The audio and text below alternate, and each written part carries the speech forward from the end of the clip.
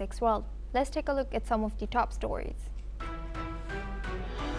A Trump-brokered ceasefire between Iran and Israel holds for a second day, while Trump touted the attacks as a victory for everybody. Global agencies and citizens remain skeptical about the true extent of damage and the path ahead.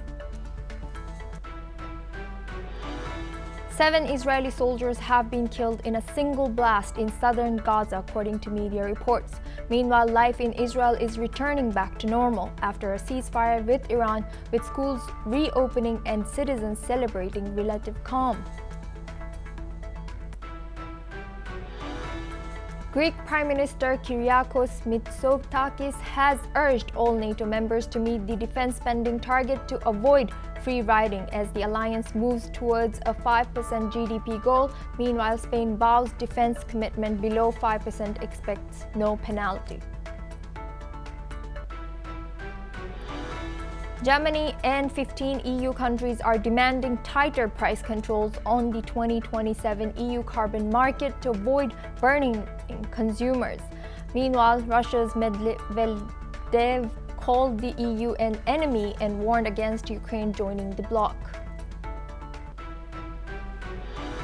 Archbishop Bagrat Galstanian has been arrested in Armenia for allegedly plotting a coup and planning a terrorist attack, according to the investigative committee.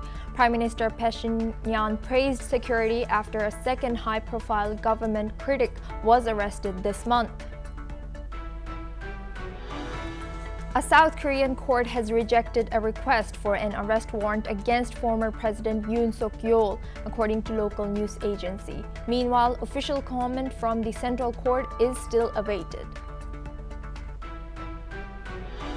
The U.S. Secretary of State Marco Rubio said Washington will delay new sanctions on Russia to keep diplomatic channels open for a potential ceasefire while talking to Politico. He also stressed that President Trump will decide the right moment for further action.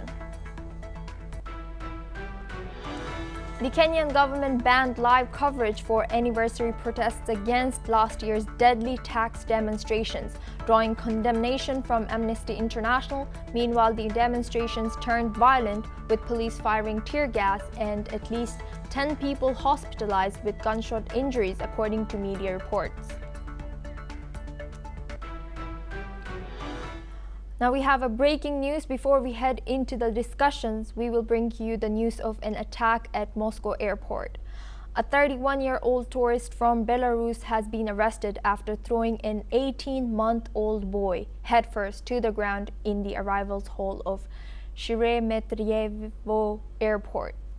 The child, who had just fled Iran with his mother, is now in a coma with severe head and spinal injuries. Authorities suspect the attacker was under the influence of drugs and have launched an attempted murder investigation. Now we go to Europe. NATO leaders have gathered in the Dutch city of The Hague for the high-stakes summit, where they are set to endorse a major jump in defense spending from the current 2% to a new target of 5% of their GDP. Reportedly, French President Emmanuel Macron is one of the first leaders to emerge and brief media on the discussions at the summit. He said that the push to invest more will strengthen the European pillar within NATO and allow Europe to take greater responsibility for its security, acknowledging this has been the American request for several years. The move comes amid increasing fears of Russian aggression following the 2022 invasion of Ukraine and is seen as a direct response to demands from U.S. President Donald Trump, who arrived at the summit striking a reassuring tone. Trump has said that the U.S. is with NATO all the way in reference to NATO's core mutual defense clause, Article Number 5, despite earlier suggestions that it was open to interpretation. NATO's Secretary General Mark Rutte has praised Trump at the summit and has said that the U.S. president made this change possible. Let's take a listen into what the NATO Secretary General has said. Dear Donald, you made this change possible. Your leadership on this has already produced $1 trillion in extra spending from European allies since 2016. And the decisions today will produce trillions more for our common defense to make us stronger and fairer by equalizing spending between America and America's allies. Meanwhile, Rutte has admitted that reaching the 5% defense spending mark won't be easy for many countries, but insisted that there is no alternative given the current threats from Russia. The new spending benchmark is expected to be reached over the next decade, will combine 3.5% for core defense-like troops and hardware with an additional 1.5% on broader defense-related measures such as cybersecurity and infrastructure. While all members backed the statement, Spain has publicly opposed the 5% goal, claiming it can meet its commitments with less spending. Rutte disputes that but has agreed to a diplomatic compromise to avoid any disruption. Now we have guests joining us for this discussion. Gilbert Doctorow, he's a Russian affairs expert, joining us live from Brussels. Thank you for joining us today. Welcome to NewsX World. How is the Kremlin likely to interpret NATO's new 5% defense spending goal? Is this a deterrence or escalation? I think that they would look at it from two angles. The first, is it achievable? And the second, if it's achieved, what happens next? Will that increase or decrease the security of Europe? From the first standpoint, I think they also read the same newspapers and public and major media that I read, and they know that in separate countries, like Belgium, where I'm reporting to you from, this objective is virtually impossible. Why? Because the government will fall if it proceeds to implement it. There is a left-right division over whether or not more should be spent on defense, because the ability of the government to raise taxes is zero, which means that it can achieve increased military spending only by cutting social programs, which is vastly unpopular and would bring down any Belgian government. Therefore, here in Belgium, the chance of going from 1.3%, which is what it is today, and notice this is a NATO headquarters country with 1.3%, not 2%, to go to 3.5% or 5% is virtually excluded. And I doubt that that situation is different in a number of other major countries, because they also have budgetary constraints, heavy debt, and inability to raise taxes. All right, that's the first of the issues that I mentioned. The second issue is what happens if they do reach this goal in the next 10 years? The reality is that will reduce the security of Europe. Why? Because of the balance between conventional arms and nuclear arms. These balances have shifted between Russia and Western Europe, or NATO, over decades. Whenever one side had a large advantage in conventional weapons, the other side shifted its emphasis to nuclear weapons. The reason why Russia has the world's largest arsenal of tactical nuclear weapons was precisely that. When they believed that there were 500,000, 1 million troops in Europe ready to invade Russia, their response was to raise their nuclear armaments. The present situation is the opposite. Russia has now conventional weapons and army that are superior, no question, in numbers and in quality to anything that NATO has, if you take out the Americans, even if you keep the Americans in. No, Europe has nothing to withstand strikes by Russian hypersonic missiles. But my point is that if Europe should spend these hundreds of billions or trillions of euros to improve its conventional armies, the result will be greater readiness by Russia to use its nuclear weapons to stop the hordes from the West. So the net result for European security will be minus. They haven't thought this through. It's all appealing to people who know nothing about the nature of the East-West military and political confrontations over the last 30 years. And how does Europe see the continuation of support towards Ukraine's capabilities to counter Russia, and even though Ukraine is not part of NATO, according to you? Well, it's not part of NATO according to everybody, not just to me. And this was emphasized by Mr. Orban in his meeting with journalists earlier today, that Ukraine is not in NATO and will not be in NATO, so there's not much to talk about. But let's go back to the budget for a minute. Well, Doctor, you will stay with us, and now we have a live from Europe. U.S. President Donald Trump is participating in a series of bilaterals. He has spoken to the Dutch Prime Minister now. NATO Chief Mark Rutte is speaking. Let's listen in. It will not only increase our security, but will also create jobs. And we have reaffirmed our unwavering support for Ukraine. All of this is crucial. It means that no matter the challenges we face, whether from Russia or terrorism, cyber attacks, sabotage or strategic competition, this alliance is and will remain ready, willing and able to defend every inch of Allied territory and ensure that our 1 billion people can continue to live in freedom and security. These decisions will have a profound impact on our ability to do what NATO was founded to do: deter and defend. And the key decision in that regard is to adopt the Hague Defence Investment Plan. With this plan, allies have agreed to invest 5% of GDP in defence. This is a significant commitment in response to significant threats to our security. It includes at least 3.5% of GDP invested in core defence requirements, a benchmark that until today was set at 2%. A target that I'm pleased to say all allies will now meet this year or have already met. The 3.5% is to fund our militaries and the equipment they need, from our air defences to ammunition, drones, tanks, troops and more.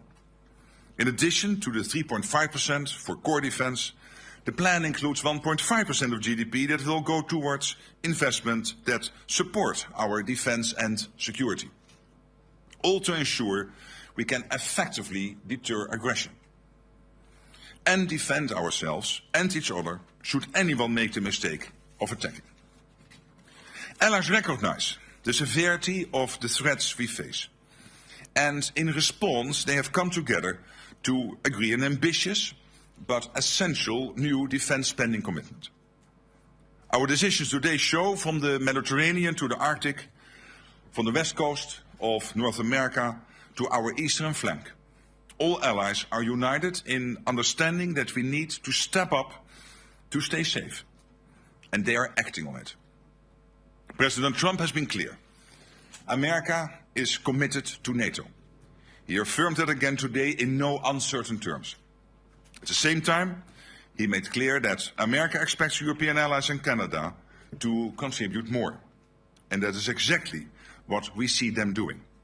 European allies and Canada will do more of the heavy lifting, equalizing their spending and taking greater responsibility for our shared security. Of course, work does not stop here. This is day one. We now shift from agreeing on what we need to rolling up our sleeves and making this new plan a reality. And part of this requires that we rapidly expand our defence industrial capacity on both sides of the Atlantic. We need quality and quantity. We need to innovate and we need to act fast. So we will continue our work to bring down barriers. We will leverage our partnerships with the European Union, with Ukraine and in the Indo-Pacific to foster defence industrial cooperation. And there are major economic benefits, with the potential for literally millions of extra jobs across the alliance. The decisions made today will make NATO much stronger. They also make NATO a fairer alliance, with Europe and Canada stepping up and carrying their fair share of the responsibility for our shared security. The resolve of allies is clear. We are in this together, committed to Article 5, and we are determined to stand firm. No one should doubt our capacity or determination should our security be challenged. This is the stronger, fairer and more lethal alliance that NATO leaders have begun to build. Of course, this is also an alliance that stands firmly by our neighbor and partner, Ukraine. My dear friend Volodymyr Zelensky is here in The Hague with us at the NATO summit along with his team. Our resounding message to him and the Ukrainian people is that Ukraine has our continued support, including with over 35 billion euros pledged so far this year, with more to follow. All of this, our aim is to keep Ukraine in the fight today so that it can enjoy a lasting peace in the future. We stand by Ukraine in its pursuit of peace and will continue to support Ukraine on its irreversible path to NATO membership. It has been a momentous meeting today. Leaders have agreed on a trajectory that will ensure we are able to safeguard our freedom and security well into the future. And with that, I'm happy to take your questions. All right, I will call on people, and please, if you could state the outlet you're from, if I don't know that already. We'll start with Sky News. Right here in the front and the center. We need a mic here. Thank you. Thank you. Deborah Haynes from Sky News. Now we go back to our discussion with Gilbert Doctorow. He's a Russian affairs expert joining us live from Brussels. Thank you for staying with us. Now we've seen that Ukraine will continue to have the support of NATO. And how do you see Zelensky's diplomatic moves here, and how effective has his summit lobbying been so far, according to you? Well, I think that Mr. Rutte is speaking for himself. He's not speaking for the NATO membership. Several NATO members have said they resist the notion of Ukraine joining NATO.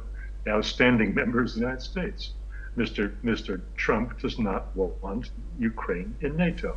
So Mr. Rutte, that's his own personal opinion. It's not the position of NATO members. What Mr. Zelensky will leave the meeting, I don't think he's going to have a handshake with Donald Trump, but that's still to be seen. He will have the comfort that he's getting 35 billion euros in support from Europe, but that is very, very small comfort to him in the dire situation that his country is now in. Mr. Rutte is speaking about developing European military production for the future. At the present, it is totally inadequate, even by Mr. Rutte's words a few days ago. It is totally inadequate to provide for Ukraine's defense. So these are fine words. As for the increase in the capability of NATO that he's described, I must say that there is some justification and some logic to the numbers that he has given. Mr.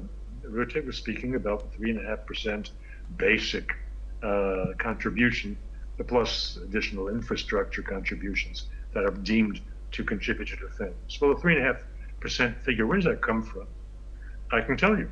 It comes from the fact that to bring the expenses, military budgets of countries like Belgium from their present state to something resembling an army, you have to go from 1.3% to 3.5%. Why do I say that? Because the present budget here, and I think in many other NATO countries, 80% of it goes to pensions and salaries, which is to say that only 20% is available for increasing military forces, that is recruiting additional people, putting uniforms on them, giving them weapons to fight with and so forth. So if you go to 3.5%, then you'll bring the general level of distribution between maintenance and increasing forces to a 50-50 level, which is more or less normal, but is not attained by any NATO country today. So this is the logic for it. But unfortunately, as I say, it runs against a different logic. And also it runs against the manpower problem. You can have more uniforms, but you need people to wear the uniforms. And as the situation in Germany has demonstrated, Mr. Pistorius is the Ministry of Defense in Germany, has made very clear in the last couple of days. They don't have the people. They don't have the sign-ups. They don't have the willingness of young men to go into the armed forces. And they're considering conscription. Conscription will split society. The Social Democrats will not support it. It's a left-right divide, and it exists in many European countries. As soon as you push to increase the armed forces and to provide them with additional munitions and additional weapons, you find a divide between left and right, and governments fall. Here in Belgium, the government will fall, no question about it. But as soon as you try to cut social spending, to raise the military budget, this government and Mr. De Weber is gone. And now Chancellor Merz says Europe is boosting defense for its own survival and suggesting it's not because of Trump's push. How do you think, is that credible, or is there still a strong Trump effect in a play? No, there's a strong Trump effect. Of course, Trump has so many enemies domestically, abroad, that they don't want to put this very important European project and say that Trump is behind it. That would not be politically acceptable. So of course they're taking possession of it, as they should. The problem, as I said, is they're not stopping to think where it takes them. Where it takes them is into a war to end all wars with Russia, because Russia will respond with tactical nuclear weapons. And you put them on top of an Oreshnik, and whole cities in Europe will disappear. This is not an acceptable way forward. Diplomacy is the only way forward if Europe wants to exist more than the next 10 years. Now, thank you very much, Gilbert Doctorow, for joining us today and sharing your insight all the way from Brussels. Now we are cutting live to UK Prime Minister Sir Keir Starmer is addressing the press. Let's listen in. That Iran can never be allowed to have a nuclear weapon. Over the weekend, the US removed to alleviate that threat. Now, we need to make sure that the ceasefire holds and seize this opportunity to stabilise the region and get Iran back round the negotiating table with the United States. Ultimately, this is how we will ensure a complete, verifiable and irreversible end to Iran's nuclear programme. And we are using every diplomatic lever to support this effort. I'm in close contact with leaders across the region, and yesterday I spoke to the Emir of Qatar to express our solidarity after Iran's reckless attack on the Al Adaya base. While we work to lower the temperature in the Middle East, we will not for a moment lose focus on Ukraine, whose people endured further Russian strikes overnight and for many nights consecutively. Nor will we lose focus on the rising threats to Euro-Atlantic security. In the face of those threats, I've long argued that this is the moment to unite, for Europe to make a fundamental shift in its posture, and for NATO to meet this challenge head on. And that is what we have done today. With the UK at the forefront, NATO allies have agreed a new defence investment pledge, raising defence and security spending to 5% of GDP by 2035, making NATO stronger, fairer, and more lethal than ever. This includes military spending, as well as vital investments in our security and resilience, like protecting our cybersecurity and our energy networks. Allies also agreed that because the threats are constantly evolving, we will review this pledge in 2029. The new national security strategy sets out our plans and priorities across these areas. So under the NATO new definitions, we estimate that we will reach at least 4.1% of GDP in 2027, keeping the British people safe and strengthening our leadership in NATO even further.